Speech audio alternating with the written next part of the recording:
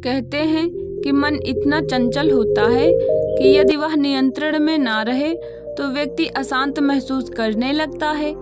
ये अशांति मन में एक पल में आने वाले सैकड़ों सवालों के कारण होती है और यह अशांति तब तक बनी रहती है जब तक कि व्यक्ति के मन में चल रहे सवालों का जवाब नहीं मिल जाता।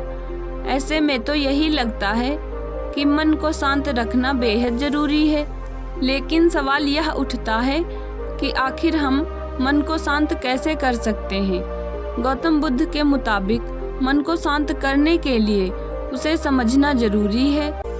मन को जानने से जुड़ी है गौतम बुद्ध की ये कहानी। एक बार एक व्यक्ति गौतम बुद्ध के पास गया और पूछा कि मन को नियंत्रित करने का पहला चरण क्या है। बुद्ध कहते हैं, अपने मन को समझने का पहला चरण है इसके द्वारा दिए गए लालच की व्यर्थता को देखना समझना। दरअसल जब मन अशांत होता है तो कई तरह के लालच देता है और जिसने मन द्वारा दिए इन लालचों को पहचान लिया, समझ लो कि उसने मन को समझने का पहला चरण समझ लिया। फिर व्यक्ति बुद्ध से पूछता है कि लेकिन हमें यह कैसे पता चलेगा कि हमारा मन हमें लालच दे रहा है और वह लालच व्यर्थ है। इसका जवाब देते हुए बुद्ध कहते हैं, अनुभव से। मनुष्य मन के लालच से जिस कार्य को अति पूर्वक करता है उसमें उसे हानि ही होती है और हानि के बाद ही उसे अनुभव होता है। जैसे जिसने वास्तव में यह देख लिया कि नशा करना केवल दुख है, वह नशा मुक्त होना शुरू कर देगा। वहीं जिसने जान लिया कि ईर्ष्या से खुद का नाश होता है, वह ईर्ष्या से मुक्त हो जाएगा। मन को समझने का यही पहला चरण है। मन को जानने का दूसरा चरण। व्यक्ति बुद्ध से पूछता है, यदि व्यक्ति पहले चरण से यह जान जाता है कि वह मन द्वारा दिए लालचों के कारण दुखी है, तो फिर दूसरा चरण क्या है। बुद्ध कहते हैं, खोज पर निकलना। दूसरे चरण के लिए ऐसे व्यक्ति की खोज पर निकलना होगा जो पहले से ही अपने मन को जानकर इससे मुक्त हो चुका है। दरअसल एक ऐसा ही व्यक्ति तुम्हारा मार्गदर्शन कर पाएगा। मन को जानने का तीसरा चरण। व्यक्ति कहता है कि लेकिन ऐसे व्यक्ति की पहचान कैसे होगी। बुद्ध कहते हैं, यही तीसरा चरण है। सुनना ही अपने मन को समझने का तीसरा चरण है। व्यक्ति कहता है, क्या इसे देखकर पता नहीं किया जा सकता। बुद्ध कहते हैं, देखने में कोई व्यक्ति बहुत शांत और अच्छा लग सकता है, लेकिन उसके मन के भीतर क्या है यह उसके शब्दों से ही पता चल सकता है।